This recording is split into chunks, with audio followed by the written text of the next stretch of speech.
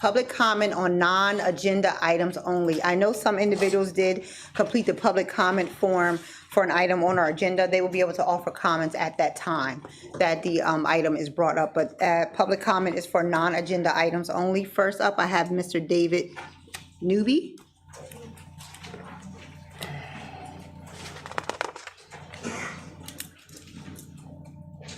Hi, good evening. Thank you.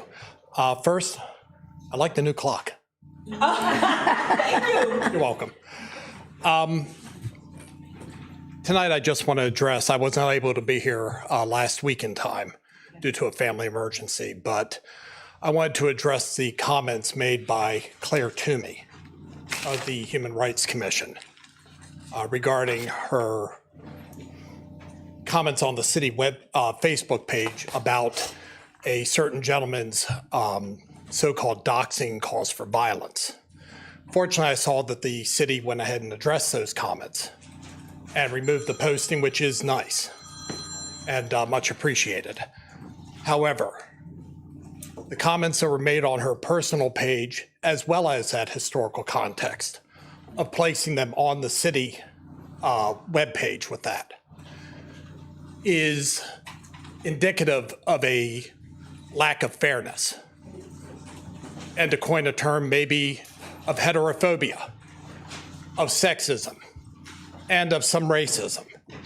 If those comments were made by anybody else about any other classes of people, rightfully, that person should have been removed from their position. They should not be representing anything, much less a human rights commission. I believe that she should be removed from her position, either by stepping down voluntarily or having the city say, thank you for your service, and we wish you the best in the future. But if anybody ever gets called before the commission at this point, can they be assured of a fair and equitable hearing?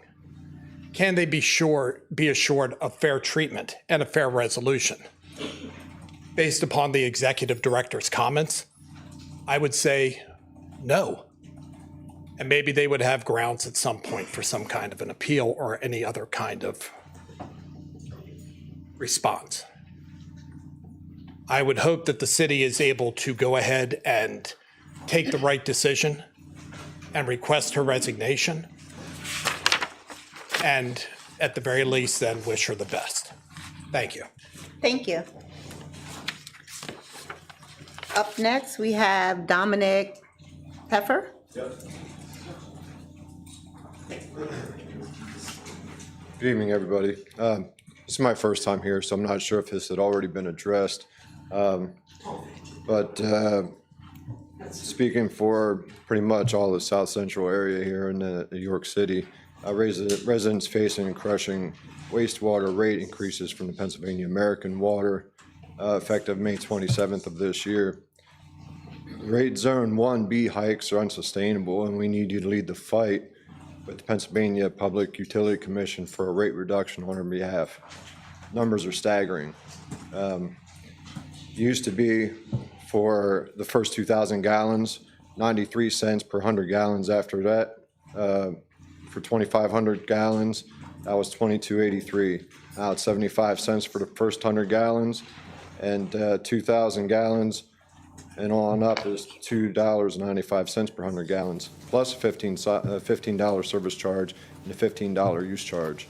That same 2,500 gallons now costs $44.77, nearly double. And it keeps on climbing from there. If you have a larger household, 5 or 6 people in there taking showers every day, etc., you're going to use more water. And up to the 8,000 gallons, it jumps from like 74.68 at the old rate all the way up to 207 and 23 cents. That's 177% increase, and that's per tariff. PAW claims this funds infrastructure post their 2022 acquisition of York water system, citing prior mismanagement, but residents don't cause that they didn't cause that mismanagement. We shouldn't bear that cost. Adding insult to that, PAW bills wastewater based on water usage. So if you're watering your gardens or house or whatever, it still gets attributed to that. And that's wholly unfair. When I tried filing, me personally, when I filed an informal complaint with the PUC, as PAW suggested, I was told the PUC has limited jurisdiction over rate complaints at the informal level. Formal complaints per the PUC's website could take up to 6 months just for a response, and requiring lawyers and collective resident effort. Meanwhile, we're still stuck paying these rates. Expecting individuals to navigate this process is unfair. It's a burden that you, our elected representatives, should shoulder for us. In 2023, PAW proposed a 20% system-wide rate hike, including up to 121% for some wastewater zones. The PUC cut this to 10% in 2024, preserving York's rate freeze until 2025. Now, with the rate freeze lifted, Zone 1B faces increases far beyond that cap. And we know the challenges work. Just last year, Scranton and Dunmore requested PUC hearings on PAW's hikes, leading to a 50% reduction, a water quality investigation, and expanded low-income aid. In February 2025, Aqua PA's proposed 19% water and wastewater increases were slashed by 42% after advocacy from consumer groups and local entities. These precedents prove that communities like ours push back. Through hearings and resolutions, the PUC delivers real relief. This demands action from you. I urge the council to draft a resolution pressing the PUC to investigate these excessive hikes, hold public hearings in York, and demand PAW justify their billing practices and rates. You have the authority and the resources to advocate for us, unlike individual residents struggling against a utility giant. Please follow Scranton's lead and request hearings from those people at the PUC now. Thank you. Thank you. Up next for public comment, we have Nate Jamison. I just want to remind everyone to be respectful while everyone is speaking, to not speak in the room over anyone, and that our public comment is a limit of 5 minutes. Thank you. All right, how we all doing today? Great. Cool. I'm just here today to address some matters that are going on in Penn Market and with the RDA.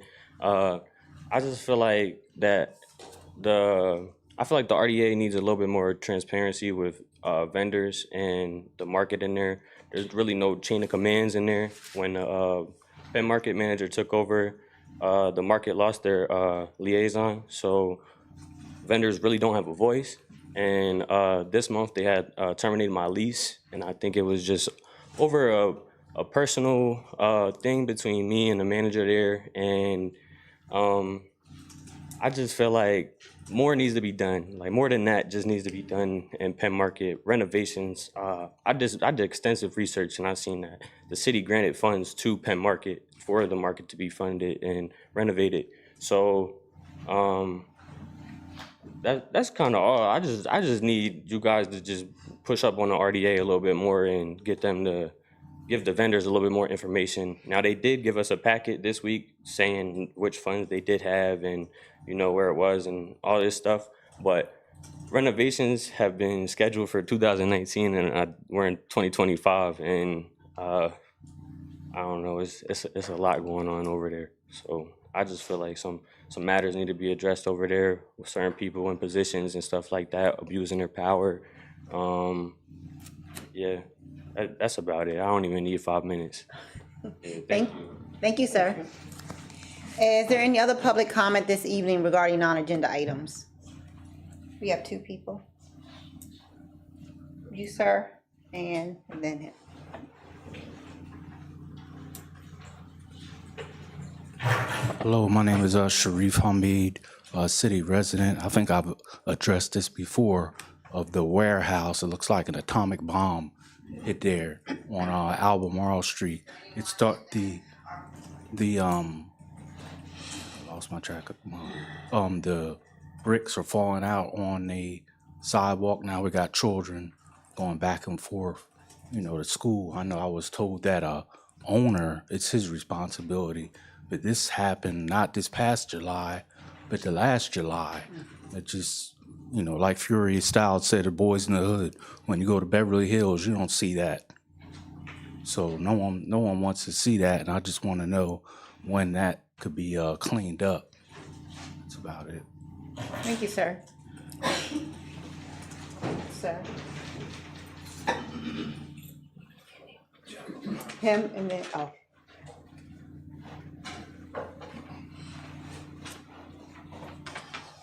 Good afternoon, honorables. My name is Kelly Summerford, and I'm here for something a little bit different. I'm actually here, I'm going to surprise her, to present an award for outstanding community work. And that award will be going to Edwina Washington. And I knew you were going to be surprised, but that was the purpose. I am representing the Africa Cultural Festival, which is more than a festival. We are dealing with the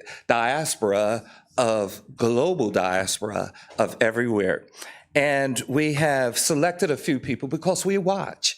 We are watching people in South Central, or better known through Pennsylvania as the Dutch Country Road.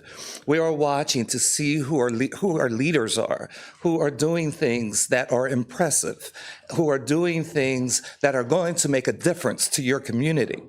And we selected someone from Lancaster County, someone from Dauphin County, Cumberland County, and of course, your county, which now I consider my second home. So this award should have been presented to you at the Forum Building in Harrisburg, but you didn't get enough time for the invitation. And I said, well, I'll just surprise her and come to the City Council meeting, because I think this is important for Yorkers to know that people are watching you. They are seeing what you are doing in the city. Some of the things are phenomenal, and some of the things may not be as great, but people are watching us. So South Central is very, very important, and this award, hopefully I can approach you. Yes, sir. You can. It says Edwina Washington Community Leadership, and we really want you to have it. It was the first Africa Cultural Festival. And we're not using the word African, we are using the word Africa, because we had 10 representatives. We had representatives from 10 different countries from Africa. And we had 4 queens and 2 kings. So now this thing, you're in the body of queens and kings of Africa. So I want you to have this. Thank you. I'm honored.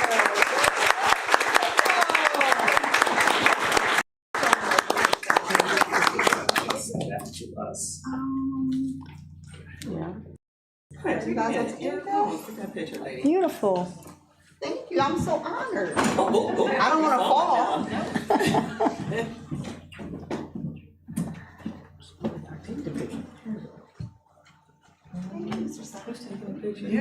Oh, I gotta be stuck with taking a picture.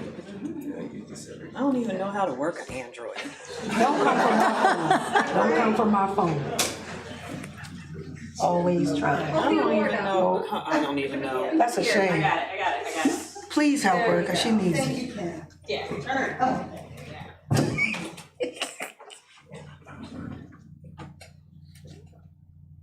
right, there you go.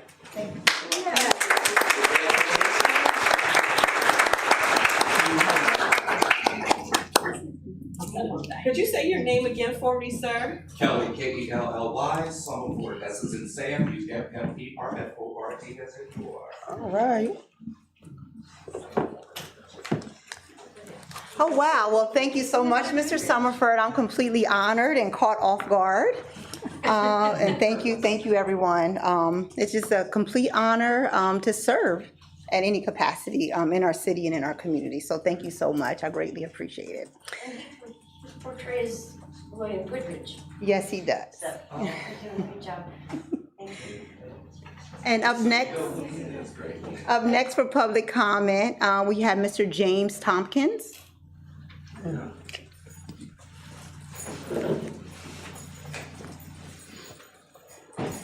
I just wanted to talk about the cameras. Not yet. Oh, it has to be for non-agenda items only. You'll have a time when we bring it up to okay. talk. All right. Yes. All right. Thank you. Do we have anyone else for public comment for non-agenda items only? Okay. At this time, it is 6:15 PM and we will call our legislative meeting to order. Madam Clerk, can you please call the roll?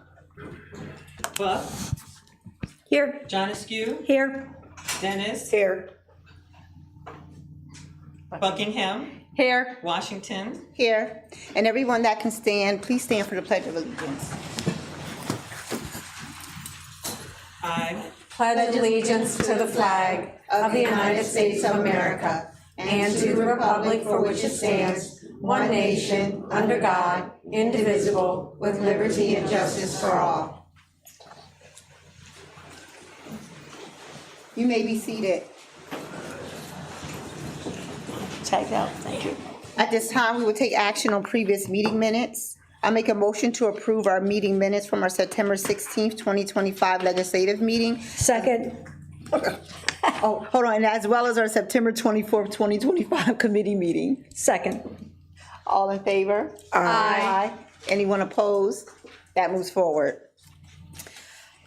We have no presentations, awards, or announcements this evening that I know about. Or no further. Our next upcoming legislative meeting will be held here in council chambers on Tuesday, October the 21st, 2025 at 6:00 PM. All agenda items are due into our clerk by 12 noon. And our council committee meeting will be scheduled for Wednesday, October 29th, 2025 at 6:00 PM here in council chambers. All agenda items are due by 12 noon on October 22nd. We need that date for the legislative. Oh, thank you for that. Yeah, the next legislative meeting is 2 weeks from today. But when are the agenda items due? Here's the Wednesday before. Yeah, the Wednesday before, thank you. Thank you, Kim. Up next, we have subdivision land development in Harb. Up next, we have resolution number 65. So introduce. 1 second here, folks. Trying to catch up real quick.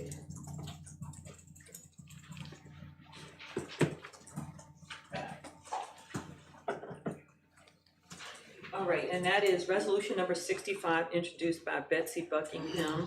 Be it resolved that council hereby approves a certificate of appropriateness for work to be covered in the application for work at 117 South Newberry Street. Are there any council comments? None. I move to approve. Second, it has moved and been moved and seconded. Is there any council comments? Any public comments regarding this matter? Madam Clerk, please call the roll. Bub, Yes? John Askew, Yes. Dennis, Yes. Buckingham, Yes. Washington. Yes, and that moves forward. Items number 2 and 3 on our agenda have been pulled this evening. So we'll move along to our new business and introduction of bills. Up next, we have introduction of bill number 26, so introduced. Bill number 26, introduced by Queen of Washington. And that is a bill vacating a 12 by 12-foot terminus of North Court Avenue at the incursion into 15 East Philadelphia Street. And that is a bill and it will sit. Up next, we have introduction of bill number 27, so introduced. Bill number 27, introduced by Queen of Washington, a bill amending the 2025 budget for the Department of Economic and Community Development for Fund 29 to correct the budgets for the job training and the community delinquent property tax and first-time homebuyer programs, resulting in a budget reduction of $853,023 and adding additional funds for Life Path Christian Ministries and the Veterans Housing Support Program in the amount of $350,000. And that is a bill and it will sit. Up next, we have introduction of bill number 28.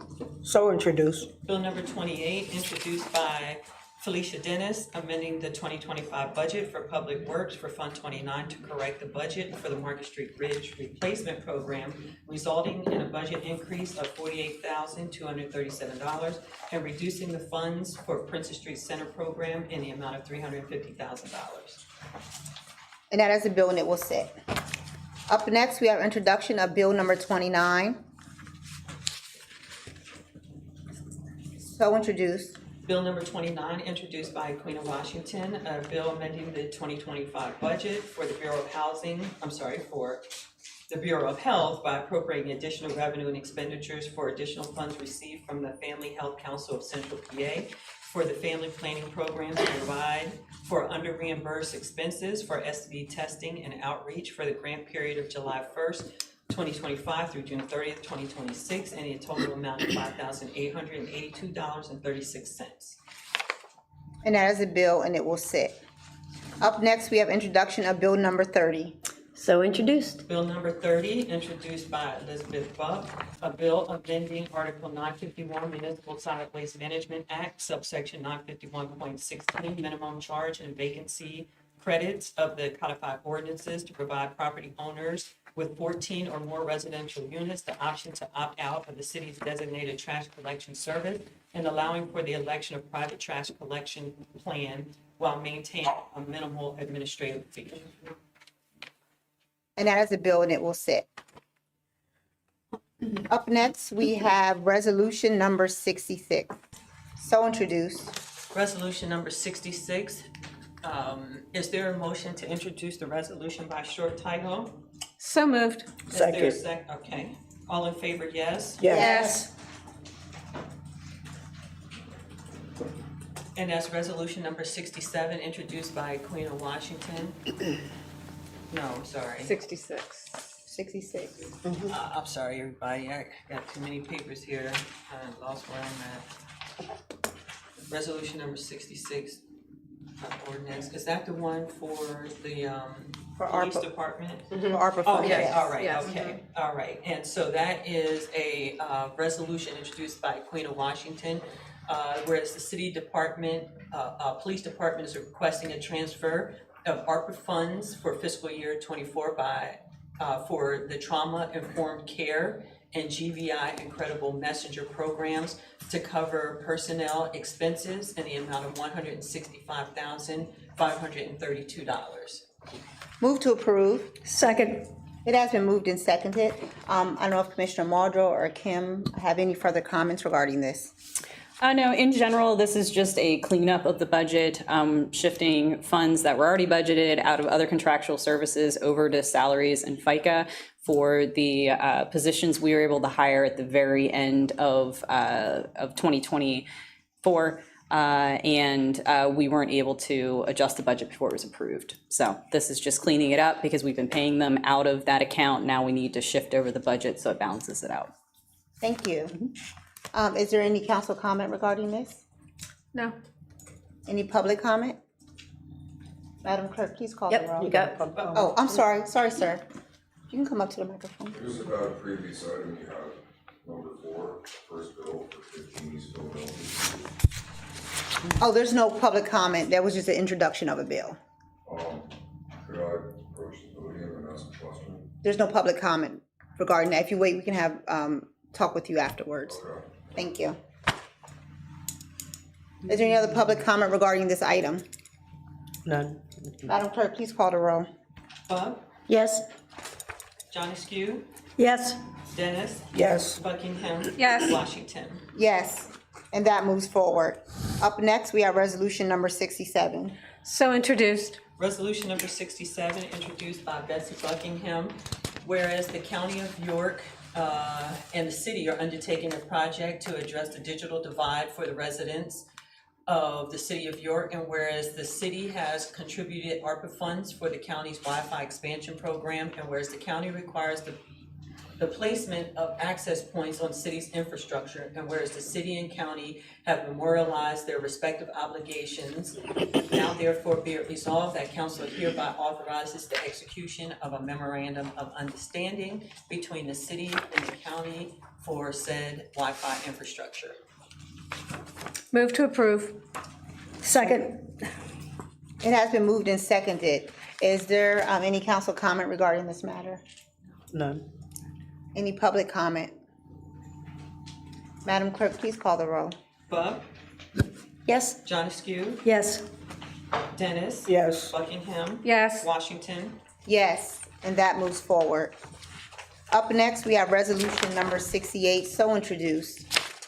Is there a motion to introduce by short title? I make a motion to introduce by Second short it. title. Second. All in favor, say Aye. yes. Aye. Yes. Yes. Yes. Resolution number 68, introduced by Edwina Washington, a resolution supporting the advancement of the York SafeNet public security camera system and authorizing access to city infrastructure. Move to approve. Second. It has been moved and seconded. At this time, we will offer up, I'm going to start with comments from the community, and then we'll move to council. I know there's some individuals that filled out some forms, and then we might have some other individuals in the audience that will be open for public comment. And so, up first, we have Mr. Sonny Banks.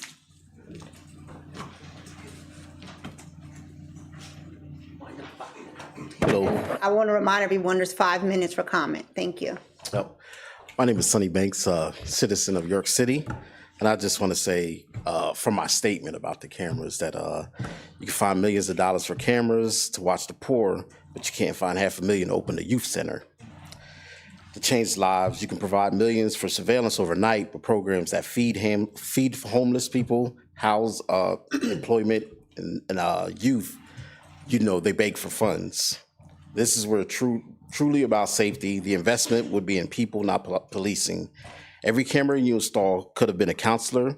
Every surveillance pole you put could have been a job. Every security upgrade could have been a community uplift. Let's not act like we haven't seen this before. In Baltimore, cameras were first, then the redevelopment, then the gentrification. In Lancaster, it said it was for public safety. But what followed was the quiet removal of the working class, families priced out, watched, and then written off. Now you want to do it here in York City, where poverty is already treated like a crime, visibility is punished instead of supported. We don't need the eye in the sky. We need more hands on the ground. Hands building centers, running programs, hands creating opportunities. When you can find millions to watch people but not help them, it's not about safety anymore, it's about control. That's my comment. Thank you. Up next, we have Ms. Jasmine Rivera. Hello, everyone. I'm Jasmine Rivera. I'm a York City resident. What doesn't sit right with me is the fact that SafeNet is a private company. And right now, we don't know what kind of cameras they're going to be using, what kind of data they're going to collect, because the cameras, they're going to build them as they go. Turning over public infrastructure to private staff with no law enforcement or public safety experience creates a dangerous gap in the community. When you have private companies, when you have private employees controlling public surveillance, the lines of responsibility are blurry. Something goes wrong, who becomes accountable? If this system is meant to keep York City residents safe, then give it to the York residents, not unvetted private network. Should an oversight happen, we need transparency, qualifications, and public input before any cameras are built up. We risk building a system that watches us instead of protecting us. So we just really need to consider the private entity that's introducing this. Thank you. Thank you. Up next, we have Mr. James E. Tompkins.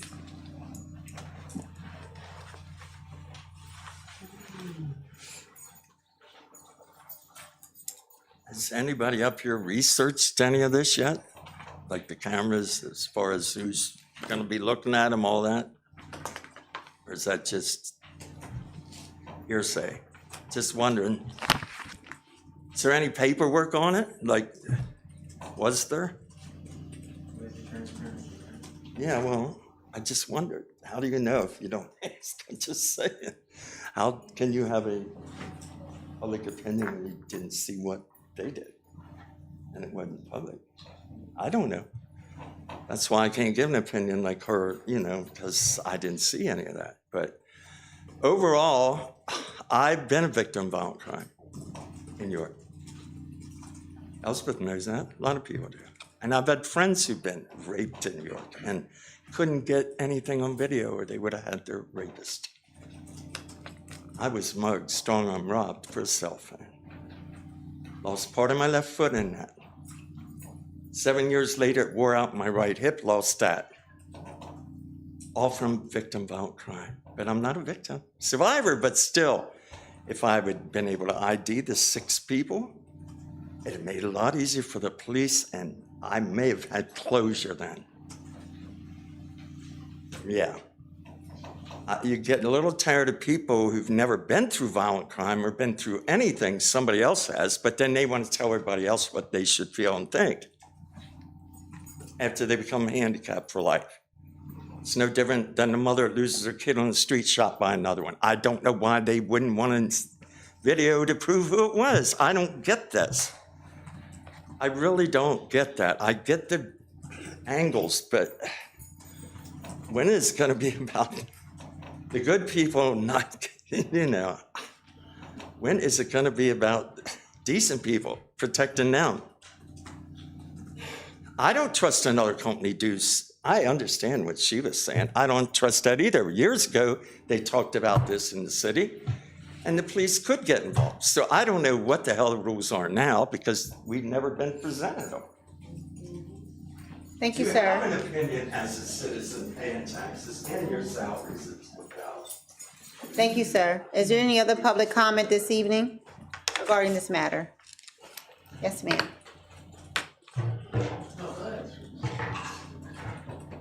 Good evening. My name is Sherry Washington, president of the York NAACP and York City resident. I live on the west side, where the violence is prevalent. And as far as people saying you don't understand losing somebody, I lost my grandson to murder on Green Street. So I overstand. However, we released a statement, and I'm not going to read all of it, but I am going to say this. The NAACP York County branch stands firm opposition in the proposed $4.5 million surveillance project led by York SafeNet, a private nonprofit organization seeking to install 140 cameras across a 5.3-mile radius over saturation. While promoted as public safety initiative, the proposal raises significant concerns regarding civil rights protections, racial equity, and privacy and democratic accountability. What we're asking you, City Council, is to put a pause on it, to put a pause and require accountability with the policies. I did go online and read thoroughly the documents that York SafeNet have. Our team did. Our legal counsel with the national NAACP did, and our state conference did. Our legal counsel did. And the concerns is the lack of public oversight. The project's private ownership structure limit transparency requirements that would ensure public access to policies, audits, and data. Before you give them permission to use our polls, our resources in York City that our taxes pay for, hold them accountable. Require quarterly reports. Required written, serious policies. Some of the language is very, very vague. To say that you won't spy into a private home unless it's extenuating circumstances? Who defines extenuating circumstances? We currently have the night watcher in the most highly crime-populated areas, and we have GVI, and they have reduced our crime. Why are we layering cameras on top of cameras and oversaturating the situation? Giving them permission today, you lose your leverage to require accountability. You lose your leverage to figure out what's going on. And this isn't personal, this is about protecting people's civil rights. Logo Works would be the proposed company managing the documents, but I ask of you, that's also the same company managing whether or not our police officers are wearing their body cams. Have y'all seen any reports on that? Where's the data? How effective are they managing it? But yet now we want to give them 140 cameras to manage? Require strict policies. Bring community people to the table, not just the 5 or 7 people who were in the feasibility study. And by the way, the whole feasibility study was not published. That was only part of it. Because if you look at the full feasibility study, the same concerns were expressed about the policies were expressed in that full feasibility study. Protect your citizens. That's what we elected you to do. Thank you. Thank you, ma'am. Thank you. Do we have any other public comment? Yes, sir.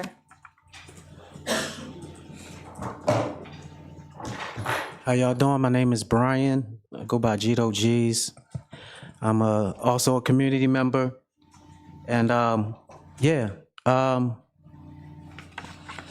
over the years, we see it all the time. There's certain groups able to come to our city council and be approved for things with no clear transparency, policies, or oversight.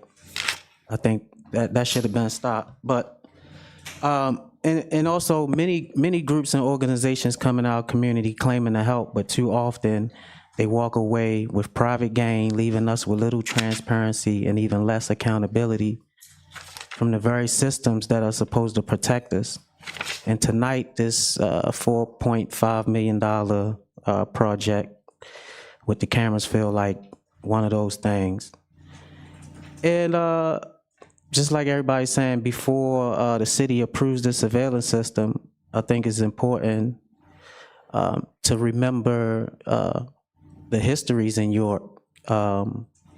Even with the police department and the initiatives they had that come under the department, like the I think it's called the York County Safety Collaboration. Is it the Safety Collaboration? Something like that? They part of the drive for this, right? All right. Well, the thing is, their very start for their organization was to make sure every police had body cameras. That's never been transparent. I doubt if they ever been transparent to council about it. We don't know anything about it. And furthermore, why with the climate of things that's happening in Black and brown communities and the discrimination and the targeting and the redlining with the this is all of this, right? Why would any of us, anybody in this room, especially being Black or brown, would rather see $4.5 million go to citywide surveillance than body cameras? Why would our police department favor a citywide surveillance system over every police officer having body cameras and being accountable for their job and their position? So just like everybody else saying, this is about accountability, and this is about control. All right. This had nothing to do with public safety, and it never did from day one. And we proved that 4 or 5 years ago, and here we back are again. Because I mean, let's just be for real. We not even being told the organizations who really behind this and who want these camera systems. It's just being pushed on us by the familiar faces that we see that's called government. There's a problem here, and it's starting to end with y'all, I guess. I don't know. That's all I got. Thank you, sir. I believe there's, yep, you and then someone else. And How you guys doing? My name is Dominic Davis. I'm a member of this community, also the faith-based community. I just wanted to kind of encourage you guys to maybe pull back a little bit, just for the community's sake. Because you look at the how it's rolled out, it seems like it's a high approach for crime. You know, it's a grand, new age, kind of like technology, a way to, combat some things that are going on in the city.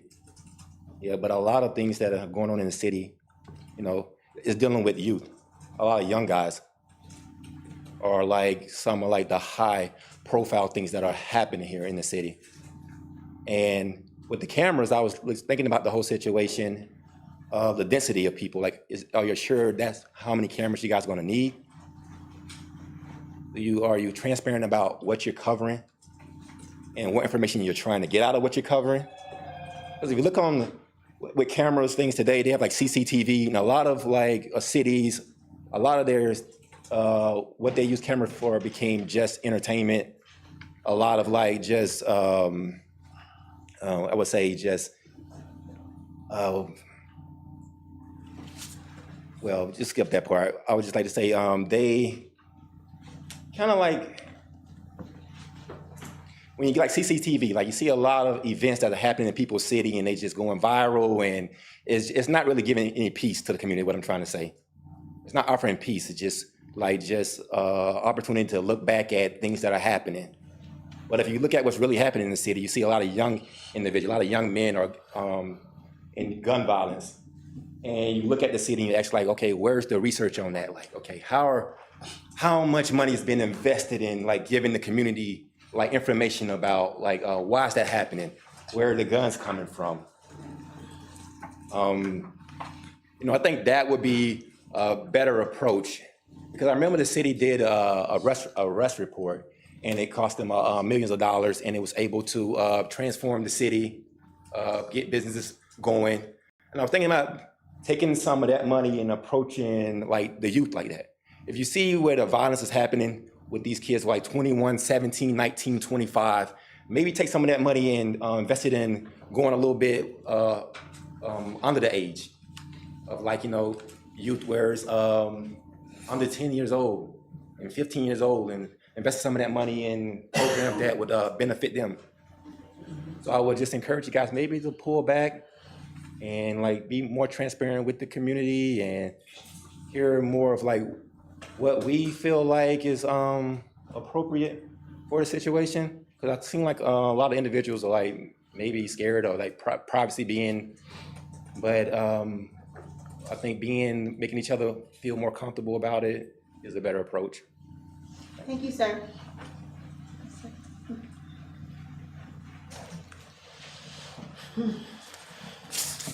Good evening, everyone. Lester Abbott, resident, City of York, from the east side, Market Street in particular. So I come here tonight to talk about the cameras and all that. We've been working on this now for 5 years or more, trying to come up with policies and implementation plans and all that. I think where we're at today is some of the stuff that came from before. The new organization is trying to address that. They've tried to. I want to say this: policies are meant to be created and updated whenever deficiencies are found. However, if we wait for the perfect policy, many lives will be wasted. Many lives will be hurt. Many people will be hurt. Right now, we have a chance to move forward to improve the safety of the citizens of York. And so with that, I also want to say, I listened to the committee meeting. I wasn't able to attend that, but I did listen to it twice because I wanted to hear the comments that were made.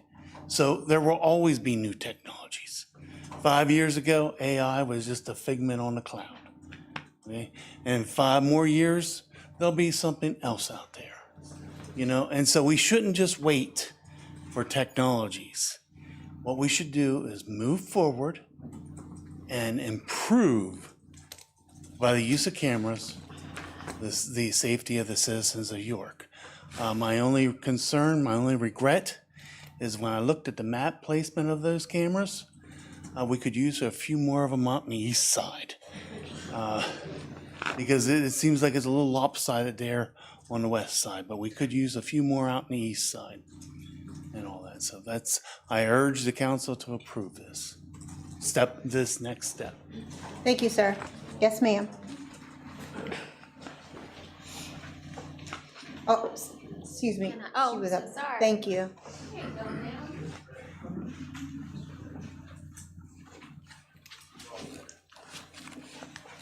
Hi, Mara Kay Rogers. I live on the East End. In fact, I'm a neighbor of Lester's. He and I don't necessarily see this the same way. I can say that there is a use for cameras. A couple of years ago, I was carjacked right in front of my house.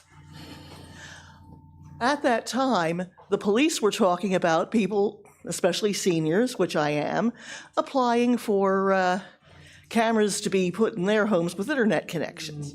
I did. Did I ever hear anything? No. How did I feel about the idea? I felt that the police had some control. I felt that the homeowner had some control, and that this was therefore a pretty good idea. But as Ben Franklin once said, those who would give up essential liberty to purchase a little temporary safety deserve neither liberty nor safety. And that raises the issue of civil liberties. Lester wants cameras first, policies later. It's true that you can't guarantee what's happening with technology and that those policies may need to be adapted, but there are other policies that need to be in place first. And those are not dealing with the individual technology, but just what are the rules? Who has access? When do they have access? Why do they have access? Unless that is in place, the concept of putting in cameras is both meaningless and too much. If anybody has access, rights to privacy, rights to many other things are certainly violated. If nobody has access, what's the point? The type of technology is not what's relevant right away. But the idea of the cameras themselves should not be adopted until we know what is going to be done with them by whom. And that applies to any technology that potentially infringes on resident civil liberties. And so I would urge you to allow this to be worked on first. We vote for you. You're our eyes and ears. When things like this come up, to just go, it's a good idea, let's adopt it, see what happens, is not what the residents want or need. We're trusting you to go, how do we make sure that a good idea like this or a potentially good idea like this is going to be safe for the residents of the city in terms of their rights, as well as of crime reduction. And unless that's done first, and unless City Council has input on that and understands what's going on, proceeding further is a very scary proposition. Thank you. Thank you, ma'am. Thank you.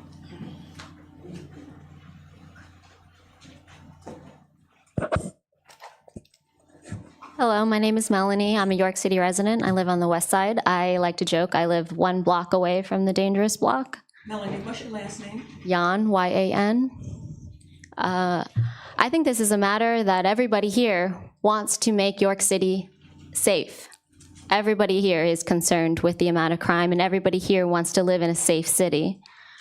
The big overarching problem is that incorporating such kind of technology into the city is a huge violation of individuals' privacy, which unfortunately is a conversation that's happening globally, which surfaces this individual problem of us all wanting York City to be safe. I have gratefully never been a victim of any sort of serious crime. However, I have had several packages stolen from my doorstep. I also have a security camera right in front of my door. I have called the police on numerous times just to report it because I needed a police report to get my funds back. I've also been the victim of a false accusation of a crime from somebody close to me, and I had the security footage to prove that I did not do that crime. None of those things mattered at the end of the day. They never found those criminals who stole my packages off of my porch, and my accusator, it didn't matter. I know that we all want to make York City safe. What's happening? Why is there so much crime? Why is there so much violence? There are better ways to address these and better ways to move the funding than to buying $1 million contract and installing all of these cameras.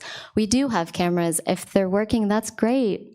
But to install even more cameras, will they actually make York City safe? Will they actually instill a sense of safety and security in us? It sounds like the community will be a lot less safe. It sounds like their inherent safeness will be affected. It sounds like the installment of these cameras will actually hurt the public. I think that this is a great conversation to have of, this was a solution that was proposed, but it's not going to work. What are some better solutions to help the problem of the crime? Thank you. Thank you, ma'am. Sir, Mr. Gomez, do you have a comment?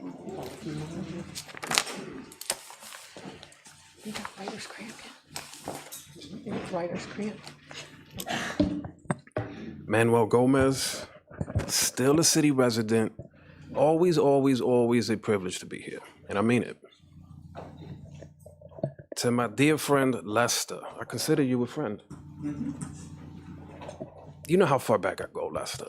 Now, if you watched the committee meeting, you probably replayed it.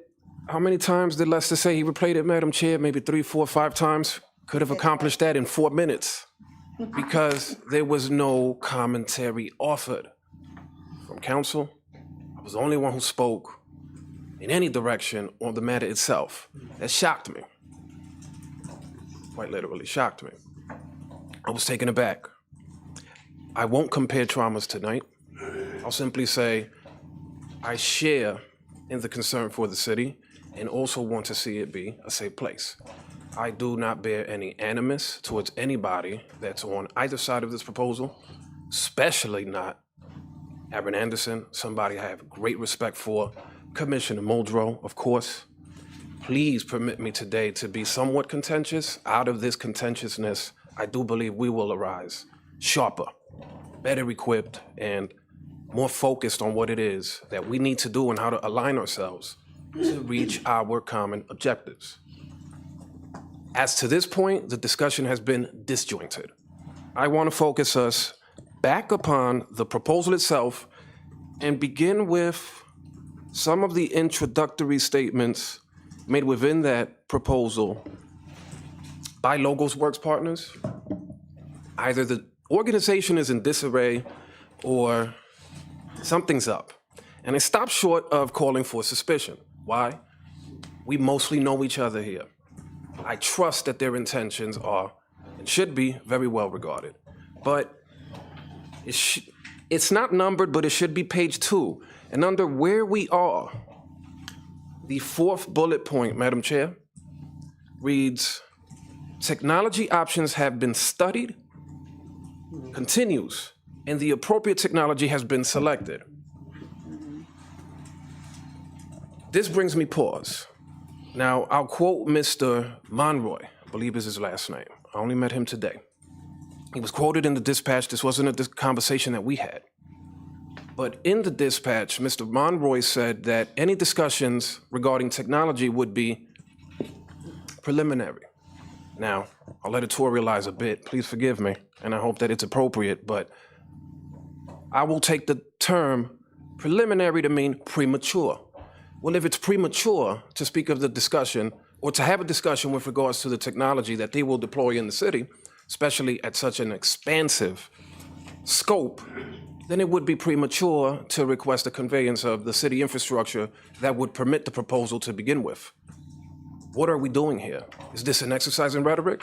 I love it that we get together, but what are we actually discussing? Would you say that council has fulfilled its mission in terms of the resolution? If you turn your attention to your recitals, where multiple whereas is in, there's one where it says, whereas City Council would collaborate with York SafeNet to come up with best practices and guiding policies. Can you demonstrate this collaborative work on the record? Because you sure didn't offer not a single comment during the committee meeting. I didn't see any quotes even in the press. Why technology should be the focal point of this system is because we don't even know what capabilities we're going to have within the system itself. If you're going to have facial recognition, I can tell you right now, the privacy impact assessments that would be required for you to deploy something like that, if you're going to do it in an equitable and dignified fashion, you're going to stretch your capital expenditures and your timeline, your project timelines, years in advance. It can't be done if you're going to do it correctly. You would also lose fidelity with your own feasibility document. The feasibility document itself, prepared by Parker Security International, did not recommend facial recognition technology to be implemented within the system. I second that. It's going to have some measure of artificial intelligence, but we don't know what that would be. We don't understand the scope of this technology yet. This isn't grandma's VHS recorders that are going to be affixed to a pole. I'm going to bring it down to some parlance that the commissioner and his team may better understand. A few sessions ago, council voted on Glocks and switches. This is the surveillance equipment from a technological perspective, because I'm a technologist by vocation, of the camera equivalent of a Glock with a switch. Because these are not going to be CCTV cameras. Now that's going to have to come with commensurate policies, safeguards, and guardrails to dictate how those systems are actually going to be implemented in a way that affords us our protections when it comes to civil liberties, constitutional safeguards, and so on. Facial recognition technology on its own is a poorly regarded technology at the moment. Black women in particular are anywhere from 10 to 100 times more likely to receive error rates when it comes to matching with facial recognition technology. Those are official numbers from the National Institute of Standards and Technology. Those are not my ruminations. There's no way you would be able to wield such technology here without first implementing algorithmic bias testing. And I can go on and on and on.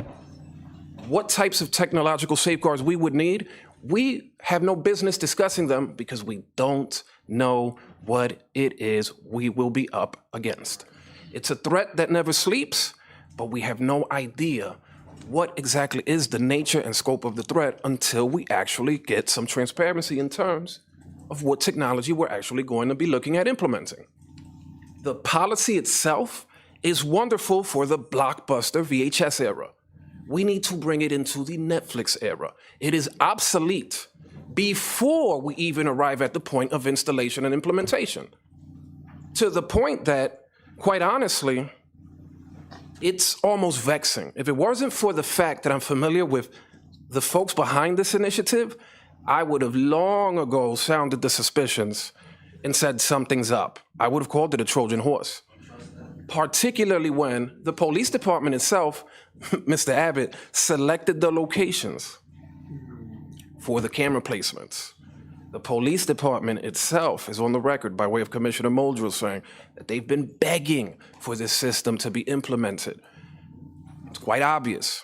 And remember my remarks from the committee sessions where I said, if you walk down the street and ask your common man or woman, who's watching you? And you point at a camera, they're going to say, the police. And once again, I will reiterate, they wouldn't be wrong.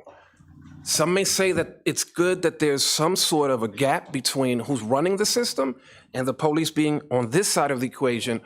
Quite honestly, it introduces more concerns with regards to transparency and accessing those systems. Things like right-to-know laws and other Sunshine Act and other protections that would be afforded if it were to be a publicly run system, we lose those safeguards. I'm going to reiterate, I would call for council as a body to please pump the brakes. Number one, we need to bring a policy forward that is not obsolete. We need to work on it collaboratively. And furthermore, the way that I break this down to folks to demystify things, not everybody's a technologist, not everybody cares about policy. People just want to feel good, people want to feel safe. That's wonderful. If you look at this system and you say to yourself, and forget about all those other technical Yeah, well, it's your aspects. time. Oh, pardon me. Does it feel like it's being done alongside you, or does it feel like it's being done to you? That's all the question that you need to ask. Thank you. Ma'am?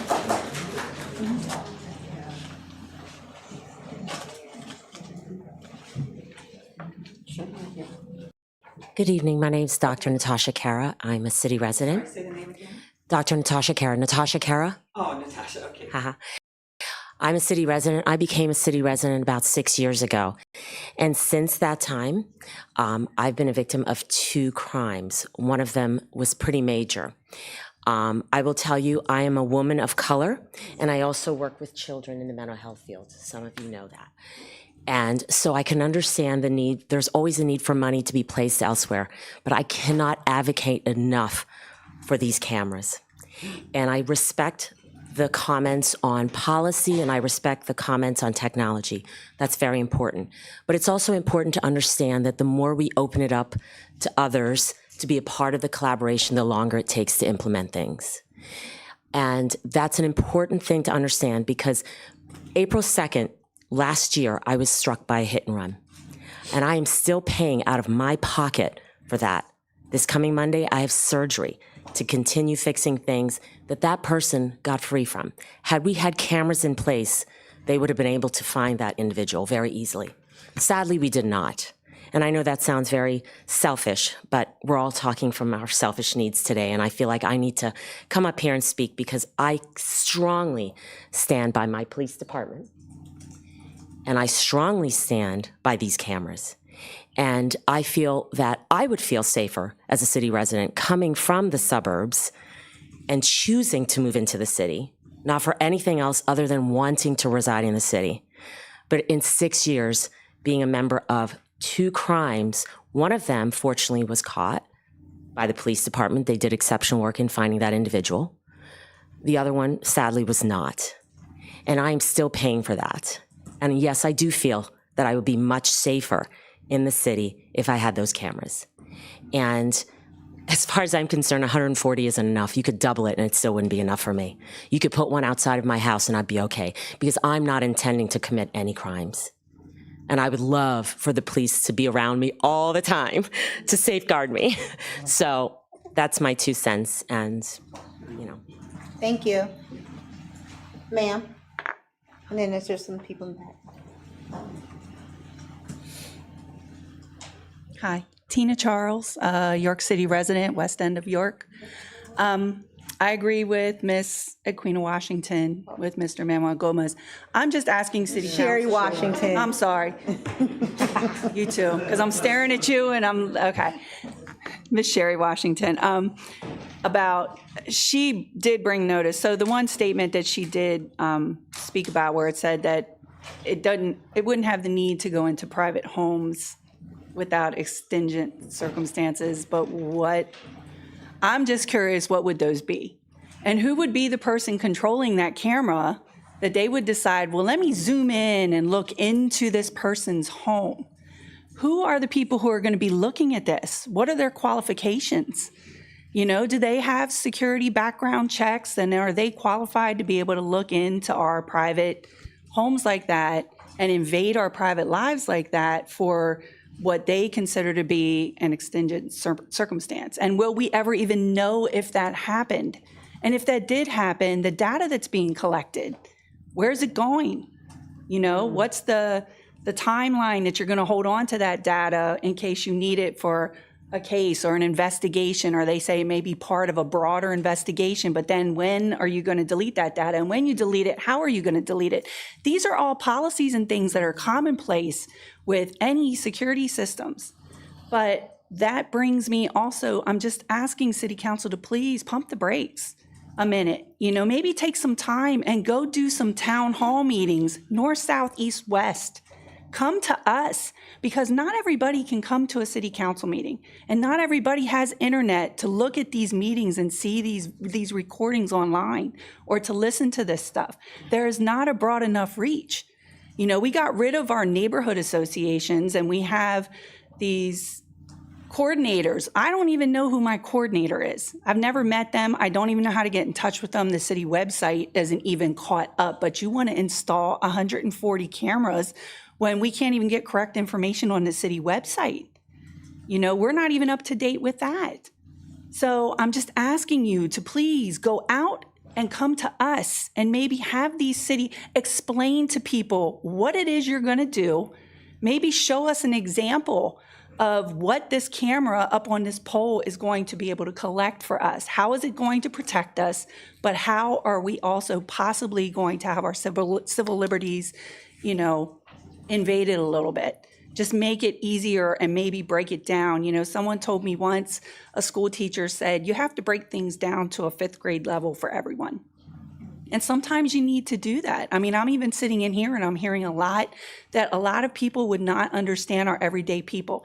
And I don't know about you, but I know in my block, I have Haitians. I have, you know, a lot of new people that don't barely speak English.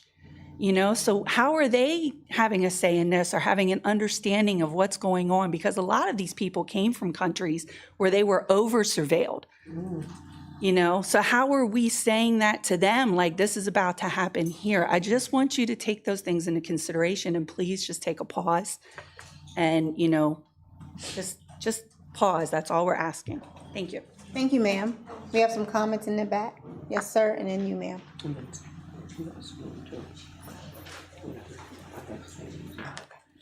My name is Barry Ness, live over on Pennsylvania Avenue, New York resident. One thing or two that I was looking at, well, just to let everybody know, you are on camera now. I really don't know what the problem is. Are we gonna have a legal camera right now here? But that seems, you know, in one way that is part of the problem, in some people's mind. Another, we all go into Walmart. You don't say nothing about that. And they see you every day. But my problem is to think about for the council is more the legal consequences than all the other debate. We need that debate, that's for sure. But on the legal concept of it, who's gonna get sued? You, the police, them guys who run this thing? And what is the cost of that going to be the $4.5 million in over a time period? I'm looking at that aspect when some time ago, we were looking at an aspect here where the city was looking at if they were saying something about a sanctuary city here, we were potentially going to lose $2 million like that. So if we lose $4.5 million like that or more, because we continue on with the cameras, what overall cost is that going to be? Enough of that. Is it going to be interfaced with the shot monitors in some basic way? Is it going to be part of that, or it's going to be scrutinized as to it's going to be separate programs or whatever? Is it workable with our police force back here? I don't know.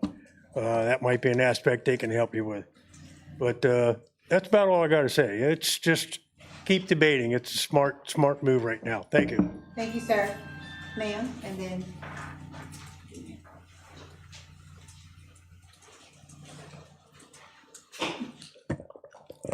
Hello, everybody. My name is Aida Manzo Garcia. I'm a resident of York for 24 years, and I just want to touch base. I was watching live, what he was saying, and I feel like... I'm sorry, before you go on, say your name again for me. Aida Manzo Garcia. No, I don't know how to spell that. Can you spell that for me, please? A-I-D-A. A-I-D-A. M-A-N-Z-O, Garcia. Oh, thank you. You're welcome. I was watching live and I was hearing what he was saying, and I strongly agree with what he was saying. I respect everybody's opinion. But I feel like it all touched back to the youth. I feel like the York Police has invested a good bit of money into their department, just with more guns and like faster cars, etc. But I feel like the community needs to improve a lot the youth. I feel like if kids have stuff to do except from being in the streets, like and teaching them the basic needs of like sewing, teaching them other basic needs that they need to know how to do, like cooking, and like taking Excel classes in high school. I just feel like it needs to be a better education so they can stay out of the streets. And I strongly agree with what he was saying as well. I feel like, I mean, who wants to be supervised by the police 24/7? And then also I feel like it makes our community kind of feel like we're just being watched. Who's watching that footage? And also for the immigrant community, I mean, it's kind of making them feel like they're being watched. Something just being tied back to ICE, or there's a lot going on right now with the community, just makes you feel unsafe. Personally, it will make me feel unsafe if there was a camera right in front of my house. I know she mentioned that she wouldn't mind, but if you wouldn't mind, you can go ahead and invest in your own camera and place one. I mean, I don't think York County needs to invest 4.5 million in cameras. Is that what the article said? I feel like that's insane. Like, there's a lot of things that need to be done, like homeless shelters. The homeless has been up about like 18%. Correct me if I'm wrong, but I feel like if we just invest more in like homeless shelters and just try to get the people out the street and try to work with the community we have right now, or even the police department can do a better job. No offense, no disrespect or anything, but I just feel like they're too focused on just like one neighborhood, when obviously the crime has went outside of the city as well. There's crime in West York, there's crime in other locations, and yeah, I just don't want to offend anybody. Just things, those are my thoughts, and I feel like we should invest a lot in the youth, and there's a lot of potential there, and we should just better their education as well. I'm a York City School District student. I went to York City School District from kindergarten to high school. Yeah, I graduated there. I graduated from the Pennsylvania State University, and I just wanted to share my thoughts. And I'm always welcome to also help if there's anything that needs to be done for the youth. So I'm your girl to holler at. Thank you. Thank you so much. Ma'am? Every time I say I'm not going to say anything, I go back on it. My name is Samantha Dorm. I live one sidewalk away from being in the city. So the street where I live is the city. When we had a shooting on my block, if the bullets head towards the north, that's the city. If they head towards the south, it's Spring Garden. Same street, same block. It would be hypocritical of me to not advocate or be in support of cameras when in my job, every day, I help departments all across the country secure money for cameras, as well as other technology and other items. I'm not here today representing any entity. I serve on several. I'm born and raised here in York. But as I listen, there are a number of things that are being said on both sides of this, and I truly feel that there is a middle ground to come to be able to work with this. And I just wanted to clear up some things also as far as what was being said. This comes from 26 years of experience working with and for government, and specifically working criminal justice and working with law enforcement, again, throughout the country. One of the largest tech providers for this type of technology has recently put a pause on production because their technology was being utilized not for the investigation of crime, but being requested by immigration. It is happening, and it needs to be taken into consideration. Now, does that mean you stop? No. But those are things that people need to be aware of and make sure that you are safeguarding that, and that's where the policy and procedure comes in. Now, in regards to, I've watched many council meetings, and I've seen, I think it's is it Gomez? I've been impressed with you, sir, for a number of years because he does come with insightful questions and information. And we as a community, and certainly you as council, have a responsibility to put those concerns to rest. The cameras can be extremely effective. I strongly believe that, and we have the studies to show it. But that is not when it is done in an isolated way. It is a multi-pronged approach. I'm not going to fault the police for being strong advocates of tools for policing. But where is then the other prongs as it relates to prevention, intervention, these other components of keeping a community safe? What you have before you today has to do with policing. But we as a community continue to work in silos. So what's open right now, today? Body-worn camera grant, currently open, no match. Criminal justice, violent crime initiatives, currently open, up to $2 million, no match. Must be submitted through a government entity. Stop school violence grants, currently open. Do you know that there are grants open right now through the Department of Education that are solely for the purpose of having guidance counselors and mental health professionals in our schools? Are we helping our schools to secure these funds? Are we providing them with the data and the information needed, oftentimes from law enforcement or oftentimes from probation? Are we providing that data so that people can apply for these funds? It is not all on the back of the city. It certainly is not all at the foot of the police commissioner. That also includes some of the programs through Office of Juvenile Justice and Delinquency Prevention.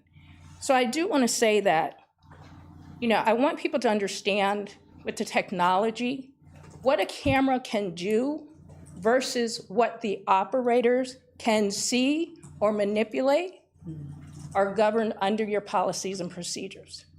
And so if you think about somebody working in the courthouse, there are people that work in the courthouse who can go online and they can see whether or not your driver's license is valid. But you have to have a whole other level of security clearance to run that person's driving record. The same thing happens with technology. The person that is sitting there monitoring the cameras might be able to take a snapshot of a time frame to give to law enforcement, but it is at the law enforcement level, it is at the prosecution level, it is at someone who is going through their criminal backgrounds as far as criminal history records improvement. Those are the folks that can utilize facial recognition. Those are the folks that can utilize the other tools that technology can do, but it is up to that group to be able to safeguard who has access. So there are things on both sides of this that do need to be hammered out. What I would say, though, is today a situation where it's all or none? Or is it a situation where you can agree to move forward with certain actions or activities and be able to come back then with your implementation strategy that includes your sustainability? Thank you. Thank you. Is there any other public comment this evening regarding this matter? Yes, sir.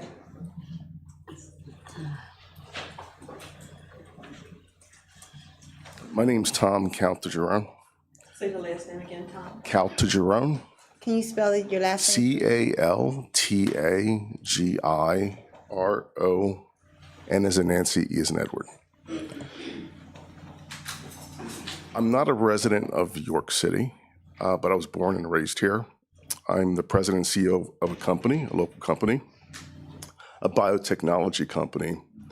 I'm thinking about relocating to the Center City area.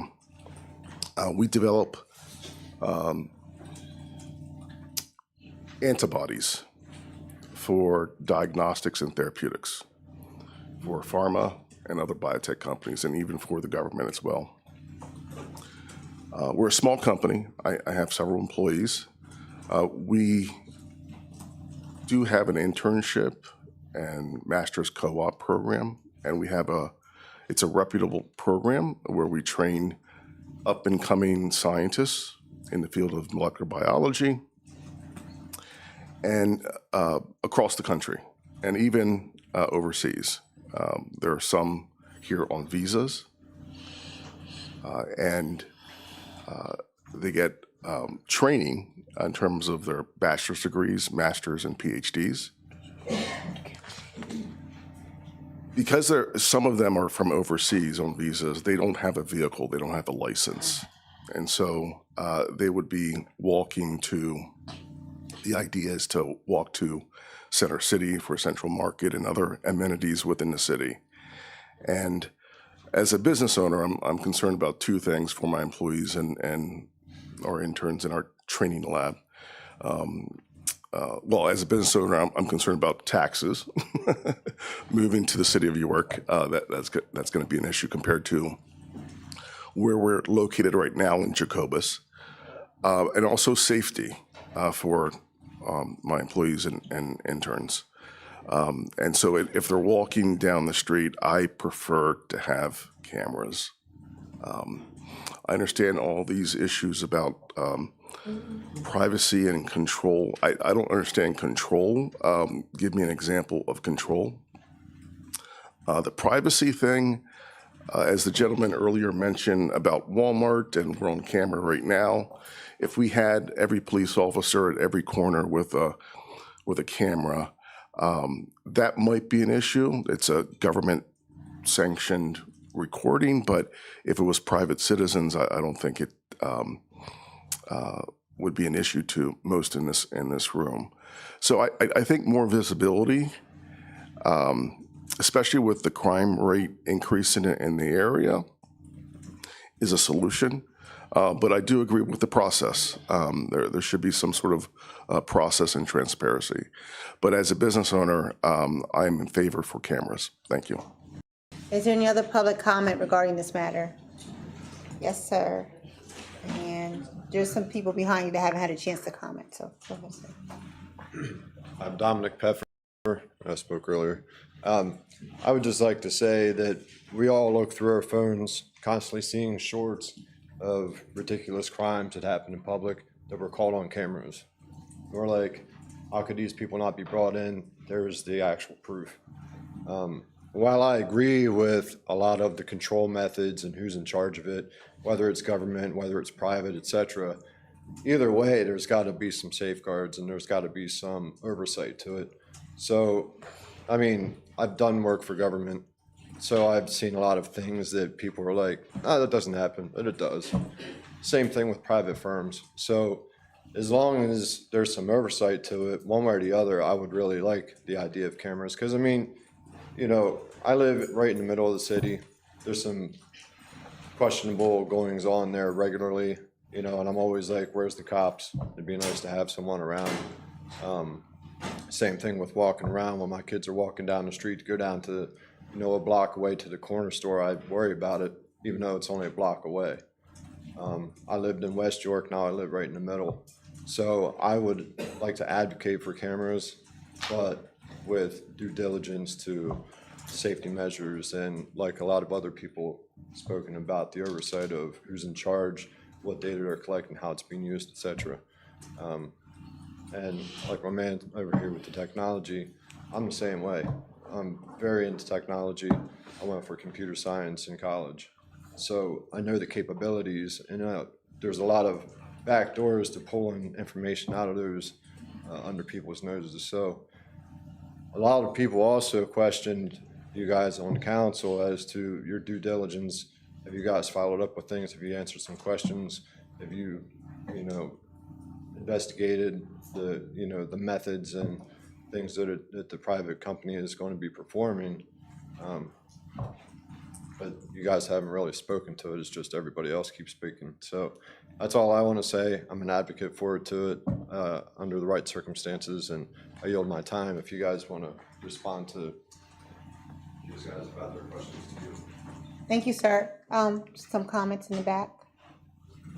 Is there any further public comment this evening? Yes, ma'am. And then,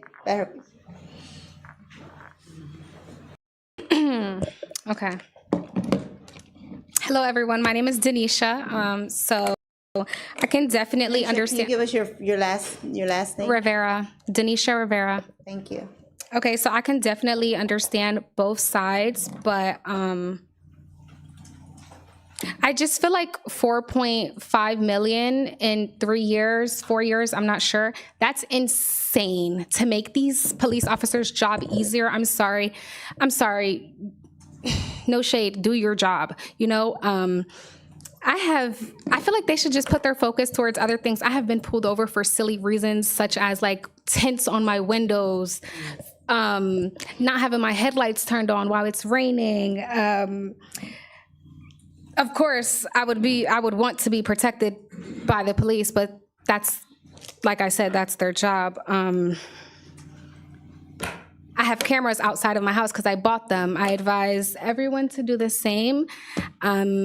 I got the cheap ones off Amazon, so they're about like $30.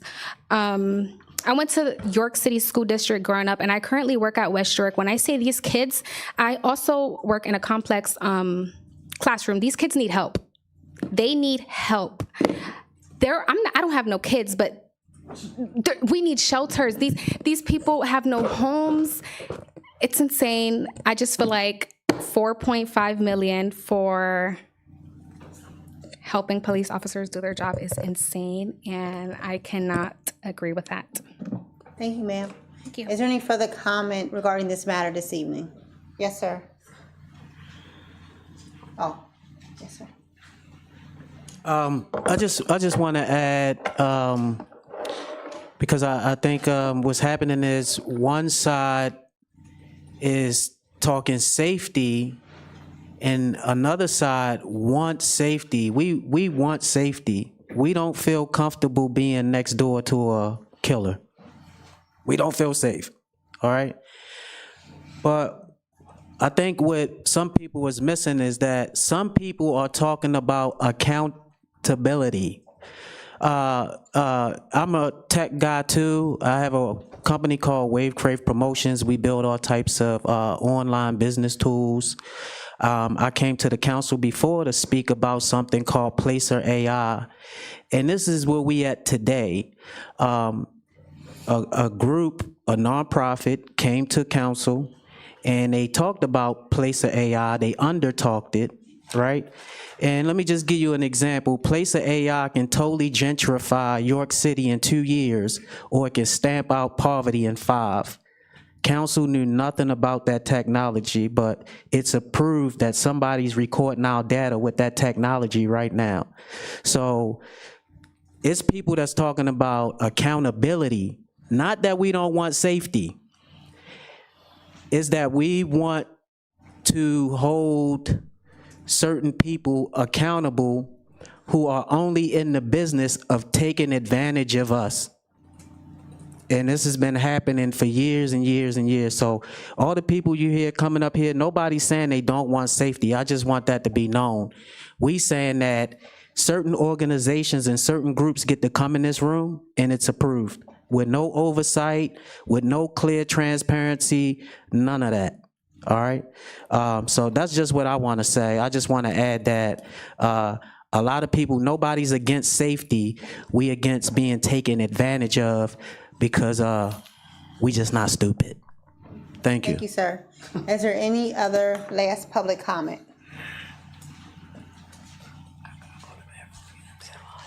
Good evening.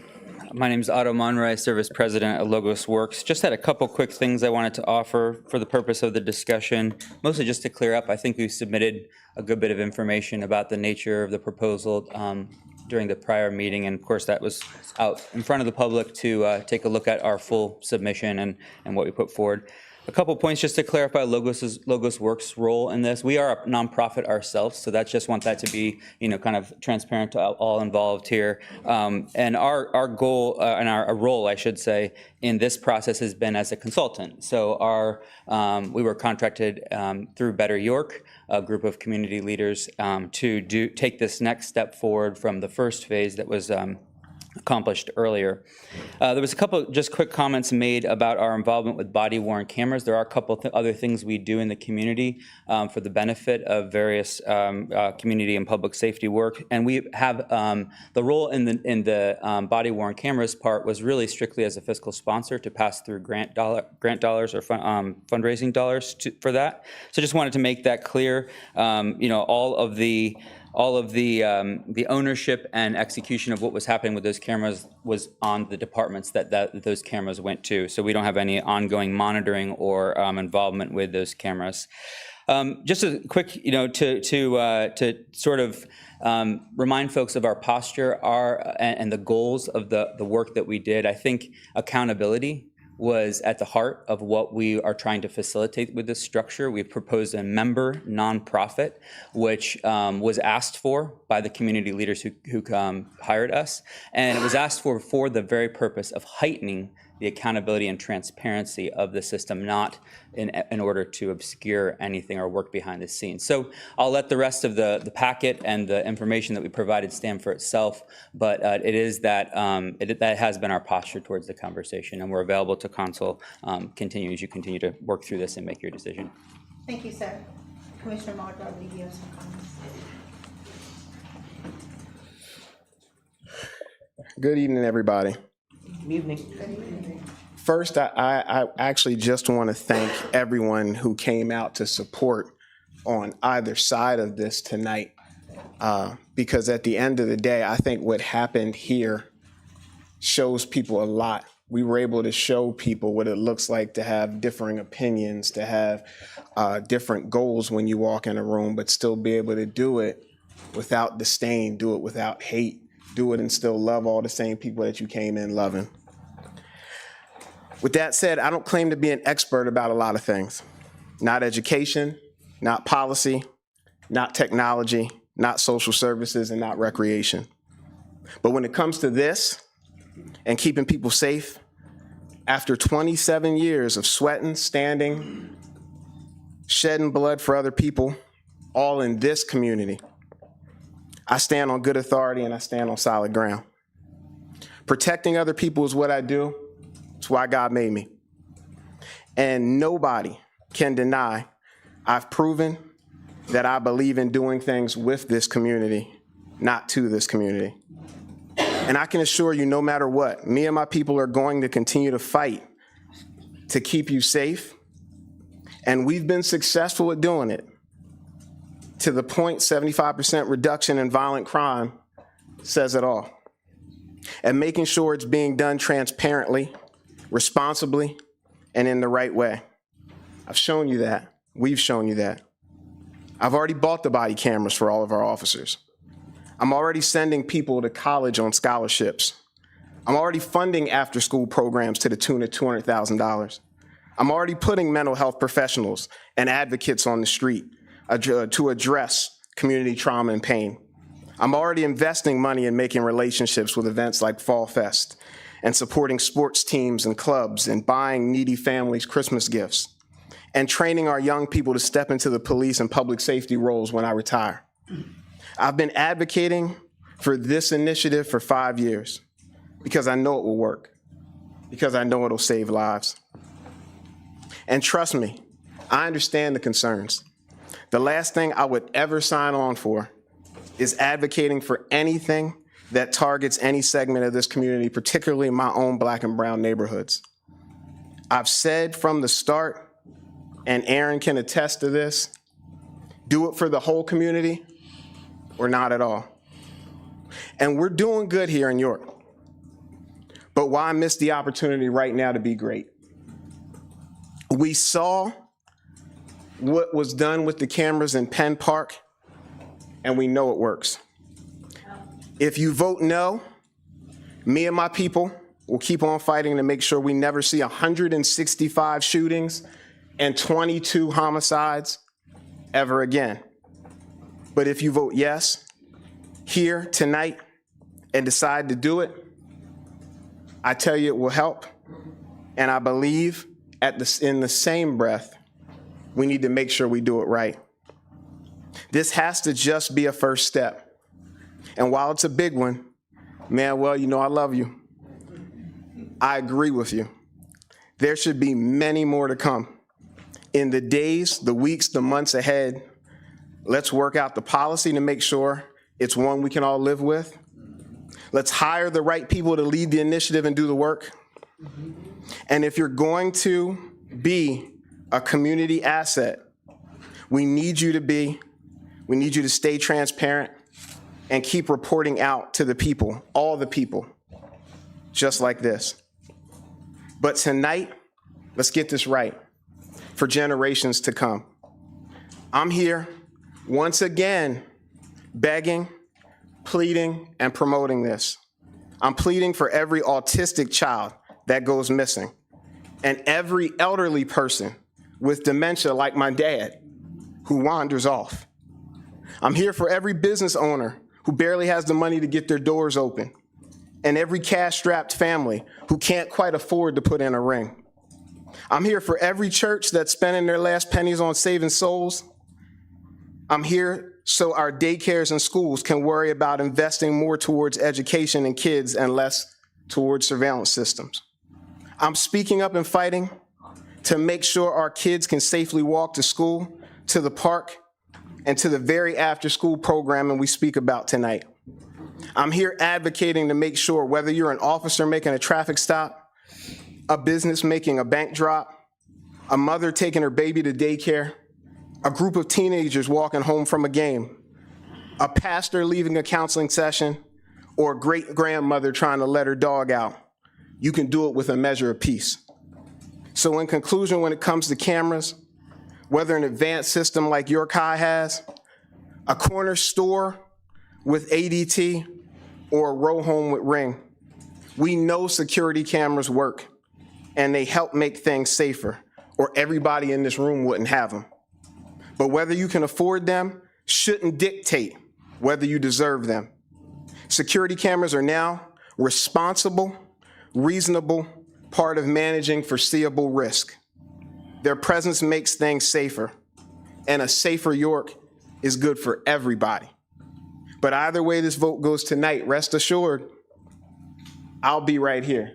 They'll be right here, doing whatever we have to do, saying whatever we have to say, trying whatever we can come up with to make this whole community safe. Because I have a job to do, and tonight, standing here speaking up is that job. No stone unturned, no words unsaid. I'll leave it all on the floor tonight. Thank you.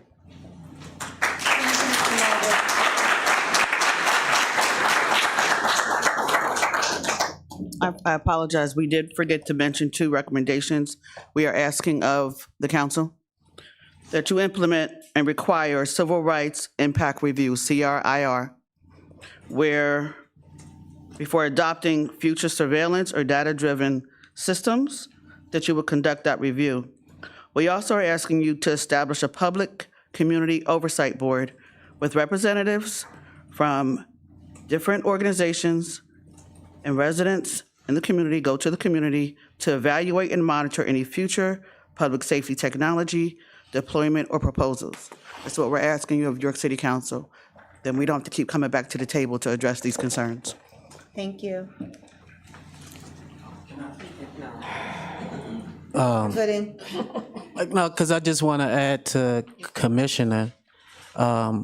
It was like 5 years ago, I think, right after George Floyd or around that time where, because people come up here and they make things sound good, but them body cams was 5 years ago. The only transparency we got was tonight when you just said you got every cop, a camera for every cop. But can you come up here and respectfully say that every one of your officers wearing that body cam today? Yes. All right, that's what I'm saying. But like I said, that was 5. We don't get no transparency. Put it out when we're the only. You know what I mean? But the thing is, I know. First of all, we don't have back and forth. I understand that, but when we talking about transparency. We talking about top officials talking about transparency and ain't no transparency. So what we talking about? Like, that's crazy. That's crazy. I got a comment on that. Thank you, Mr. Gooden. Can I comment? I'm not gonna go back and forth. It's not even back and forth. I just want to let him know that when it happens so he has an answer. Can I comment? In regards to the body cameras, Yes. I mean, not the body cameras, I'm sorry, in regards to the citywide cameras, I'm sorry. About the It's been a cameras, long real day. fast. Got you, about the cameras, yes. Not only, okay, first of all, I'm all for the cameras. Can you please say your name? Oh, I'm sorry, I apologize. Tanoa Nisha Sweeney, York City resident. I'm totally for the cameras. And anybody that's against the cameras because they don't want to be recorded, because whatever liberal rights, anything else, as you walk down the street, you walk past my house, you're recorded, sue me. And when you walk past your house, I'm sure somebody can sue you because you're recording them, because you have cameras, I'm sure. Anybody that has a Ring camera recorded anybody that walked past their house. And anybody that want to tap into the Ring system, that's really good.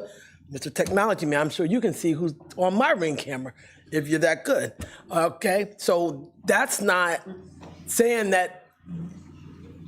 I agree that we need to put people in place. As they said, they do have people in place and we'll be putting people in place. And as far as being transparent, I think this is the first time, and I don't know, since I've been an adult, that our council, as well as our police department, is being very transparent with York City residents.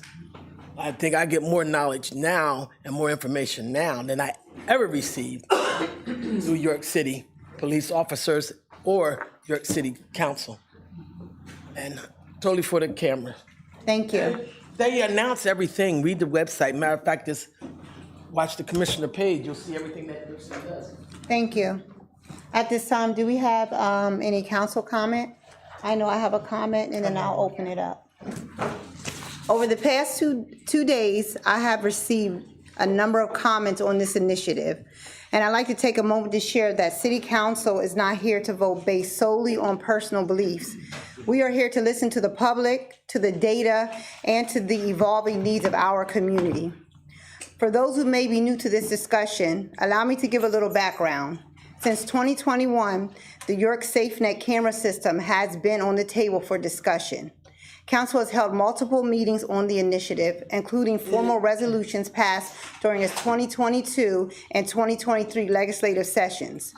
Parker International Security Firm, or PISF, conducted several outreach initiatives to gather responses regarding a citywide camera system through a combination of structured committees, public forums, media engagement, and surveys.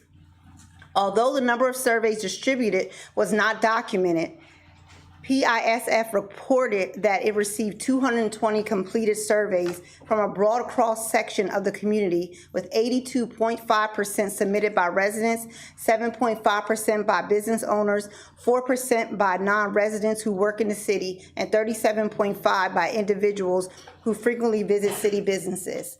PISF also reported that it made efforts to reach diverse groups, including city and county residents, business owners, and others who live, work, and play in New York City in an effort to reflect a wide range of perspectives.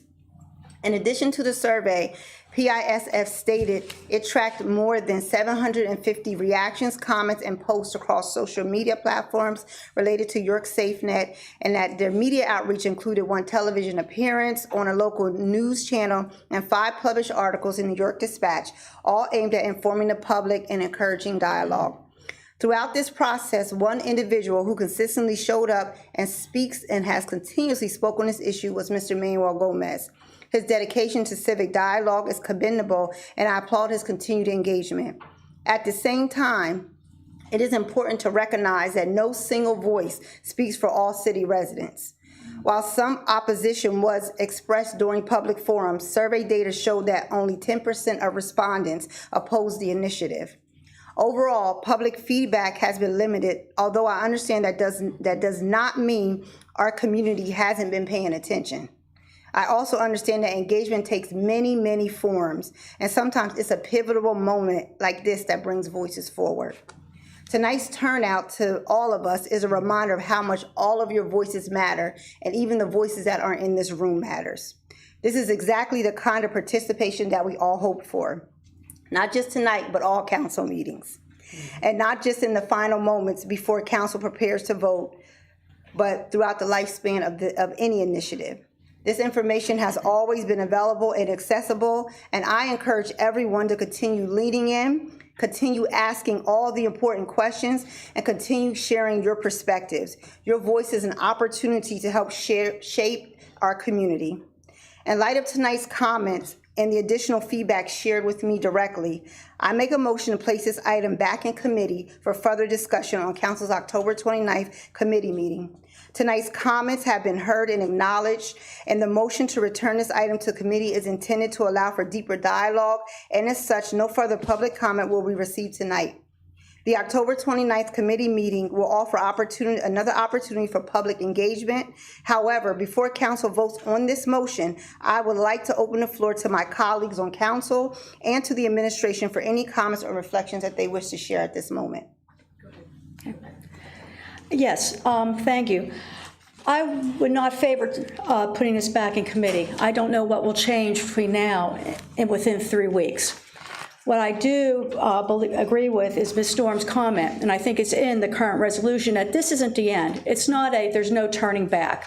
The final provision, and I'll read it, this resolution, the authorization is contingent upon continued collaborative engagement with the City Council regarding updates and further developments, including the presentation, final approval of the proposed governance structure, operating plan policies, detailed map as identified by Logo Works partners as crucial for project advancement and as previously requested by City Council.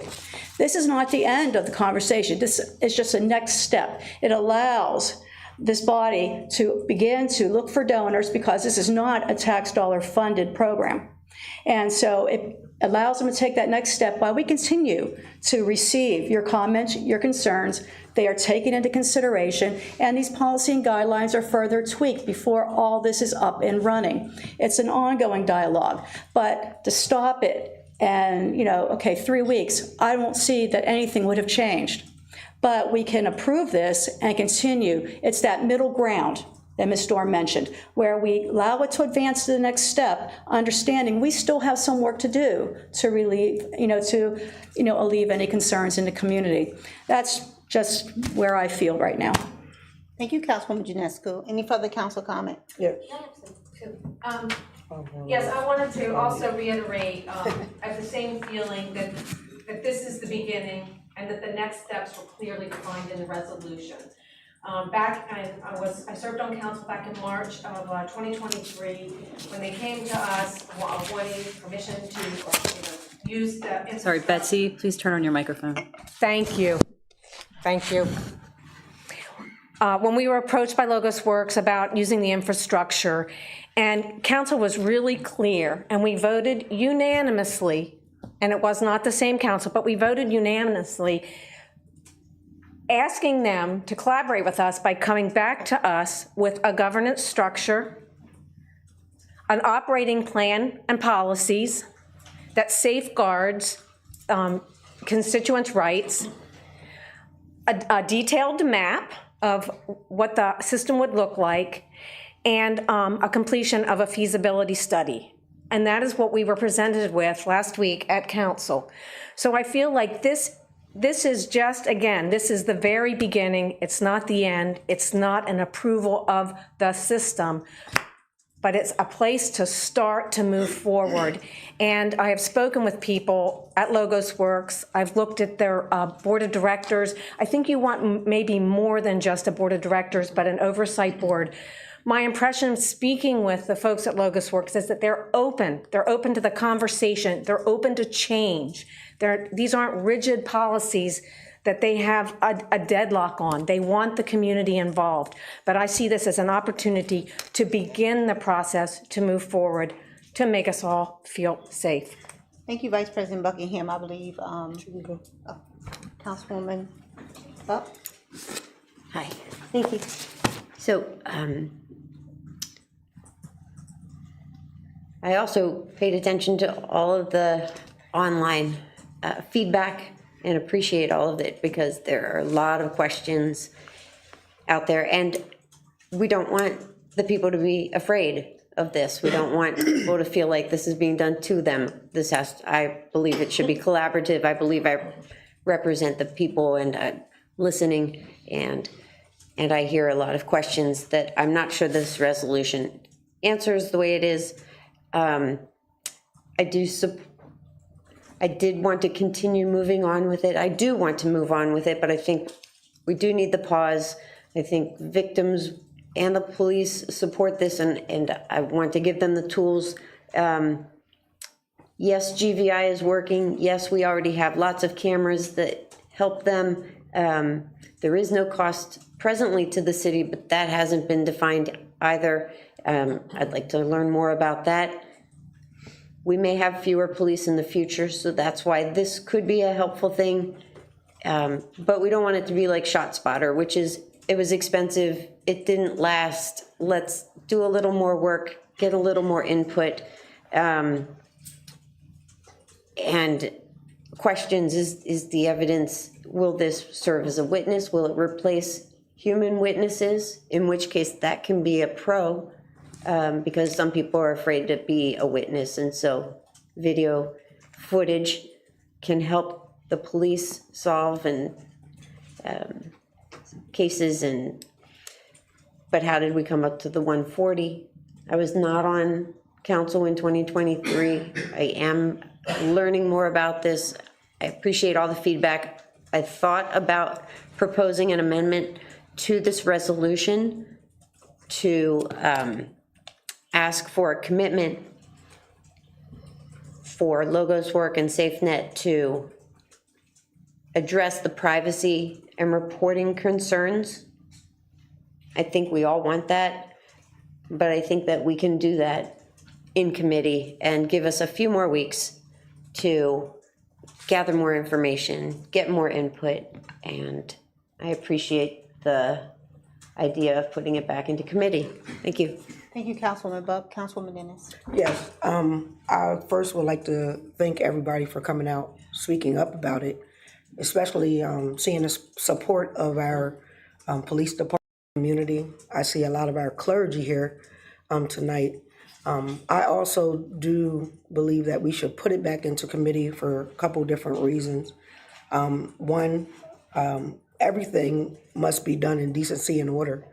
And we must have clear policies and procedures when we're looking at something to this magnitude. Not that, and I think, Gito, you said it, not that everybody in this room doesn't want safety. It's just the way that we have to go about making sure that even after, I love you, Commissioner, even after when you're gone, that the next person that steps in do right by the people. I'm on council because I'm for the people, and I'm all about safety. That's where I work. I work at the York City School District with safety and community, and my supervisor is actually here. Thank you for being here. And I also work the surveillance. So there's a lot of loopholes and things that could happen if you don't have the right people in place that can be trusted. And so it's not that council, I don't believe that council don't want to see it. It's about making sure when we see it, that what we see is done properly and that it's not something that is going to terrorize our community, because it could go the wrong way. It could go the right way. We want it to go right, but the thing is, I think pumping the brakes would be good. It's a beautiful thing to see our community. As our president said, I wish we had more of this in all of the meetings, because there's so much that come to the table, and not just at the last minute. You know what I mean? If we come together, and I know we've been working on this for some time, so this is not the last minute, but I believe that we should pump brakes, put it back into committee, and someone made the comment of a few weeks. However long it takes to make sure that we do it properly, the right way. And not only that, and I told her I try not to talk too much, but the elder to my left, what's your name? Mary Kay Rogers. Miss Rogers, she asked some good things. She said, whom is going to run it? She said, who is going to run it? What they're going to be taking information from the footage for. And then she said, when are we going to be able to, as a community, get information and knowledge from it, right?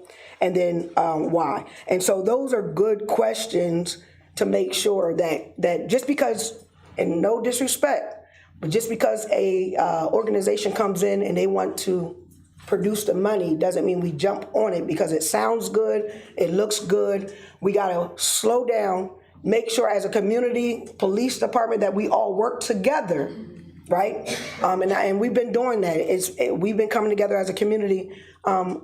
Slow down and just put the things in place that need to be in place. And we thank our NAACP president for even bringing up our civil rights and what our rights is, because we want to be careful, even in this day and time, where we are in 2025, that we're not giving up our rights because it sounds good. I'm done. Thank you, Councilwoman Dennis. Thank you.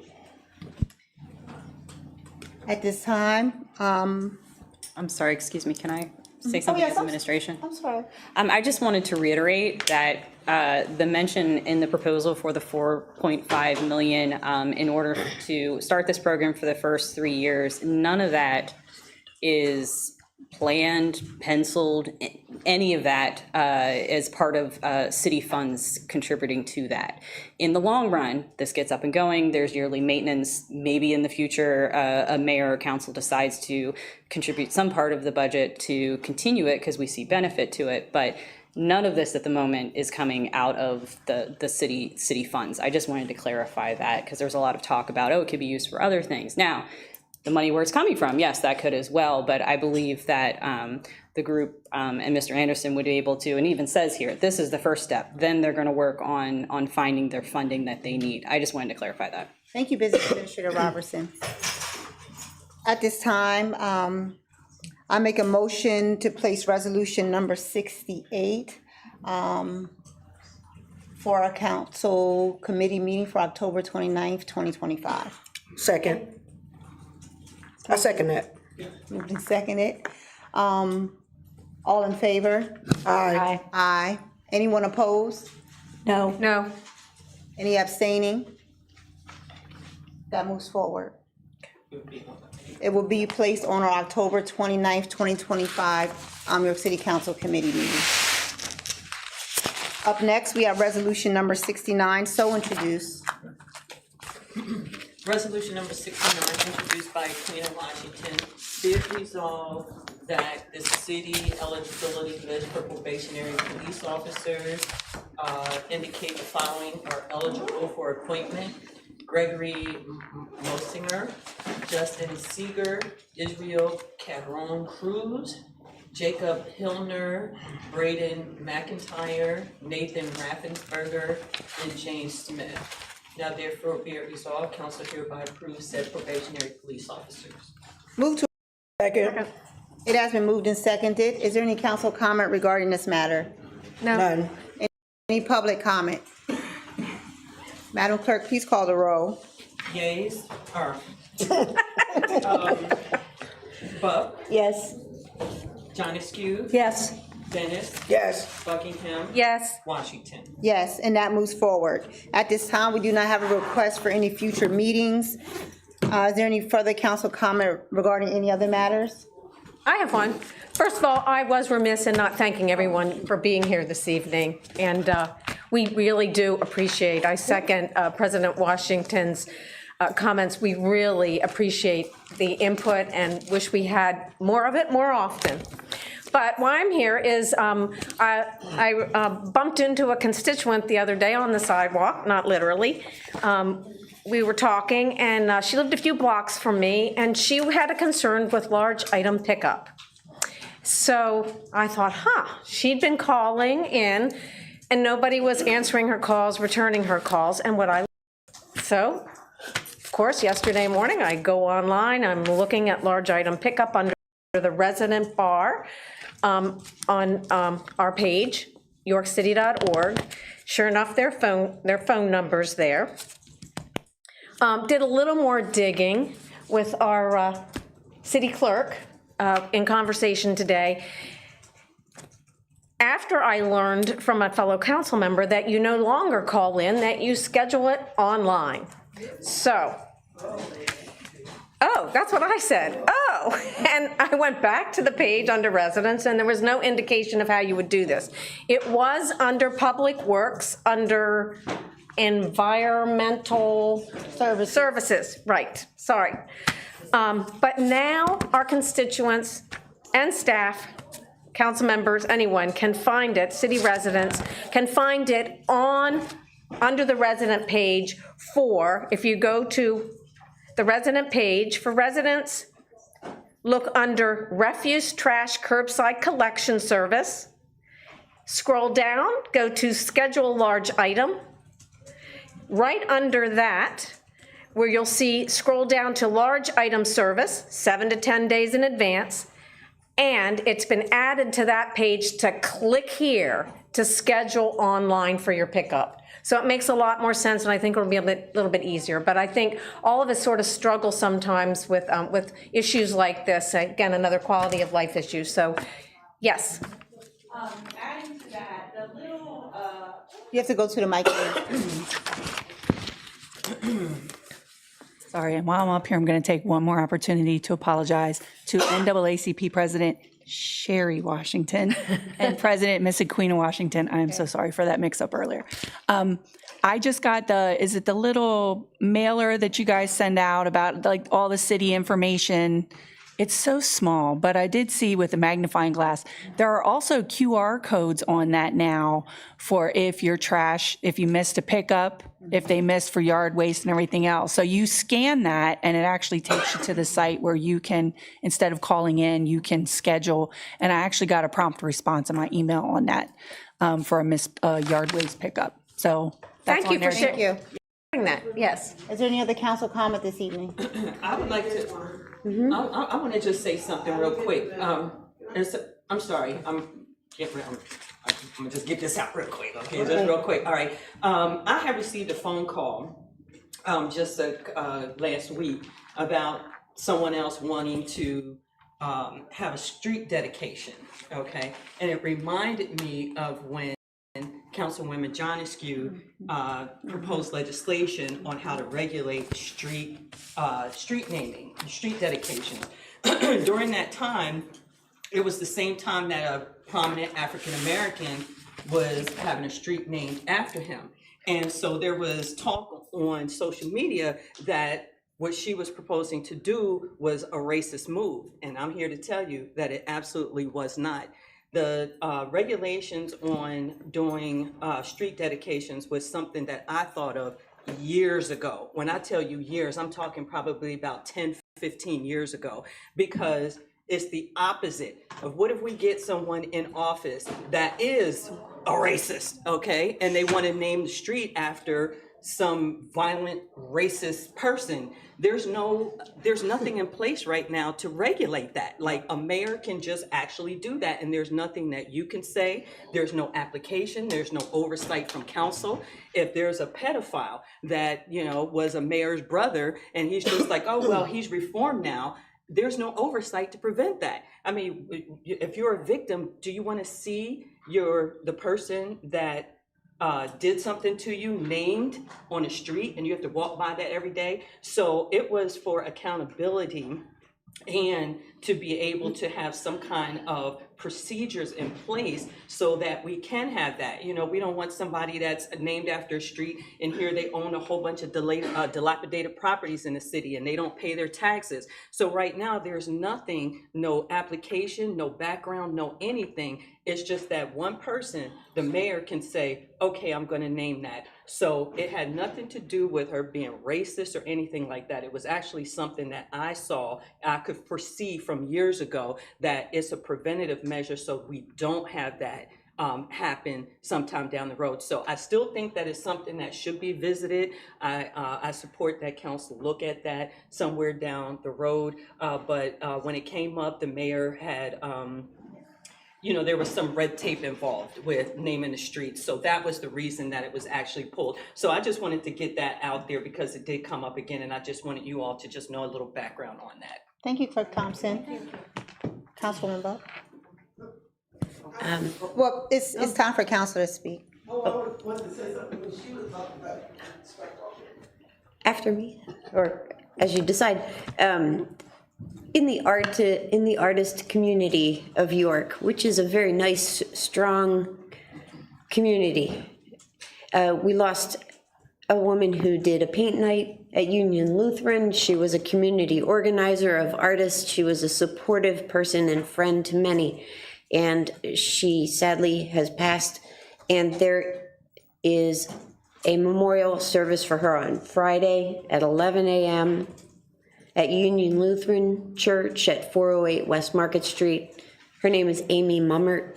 Some of you may have met her or seen some of her painted rocks or flyers. She was a prolific artist and a wonderful person. And for artists who know her, or even if you don't, you're welcome to the memorial, 11 a.m. Friday, 408 West Market Street, Union Lutheran Church. Thank you, Councilwoman Buck. Ma'am, briefly. I want to speak on that. The street cleaning, I didn't get the flyer or that whatever mailing you sent out. So all city residents didn't get it. And when she said it, I was like, oh. So there's a lot of people do not know anything about going onto the site. I'm one of them. Yeah. I didn't get it either. So whatever necessary to be done, so the rest of the world in New York City knows you have to go onto the site, because you call down here and half the time nobody answered the phone anyway before you even put that flyer out. So people don't know that. So whatever the city council can do to make that aware to all the people, and kind of keep in mind too, you got elders who don't use websites. Right. Yes, ma'am. So they're not going to be able to get large item pickup. So we got to start thinking about our elders when we keep making everything technology. It's a great point. Thank you. Do we have any comment from the administration this evening? No, thank you, everyone. It is 8:06 p.m. and our meeting is adjourned. Everyone have a phenomenal evening and even greater week. Thank you. Mayor Kay, but we are having budget hearings October 22nd. Is that after our